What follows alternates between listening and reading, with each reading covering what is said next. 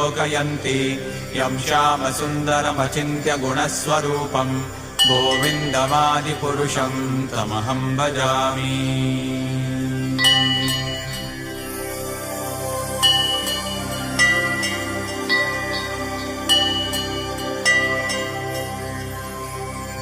रामादिमूर्तिषु कलानियमेन तिष्ठन् नानावतारमकरोत् भुवनेषु किन्तु कृष्णः स्वयं समभवत् परमः पुमान्यो गोविन्दमादिपुरुषं तमहं भजामि। यस्य प्रभा प्रभवतो जगदण्डकोटिकोटिष्वशेषवसुधादिविभूतिभिन्नम् तद्ब्रह्म निष्कलमनन्तमशेषभूतम् गोविन्दमादिपुरुषं तमहं भजामि। माया हि यस्य जगदण्डशतानि सूते त्रैगुण्यतद्विषयवेदवितायमाना सत्त्वावलम्बि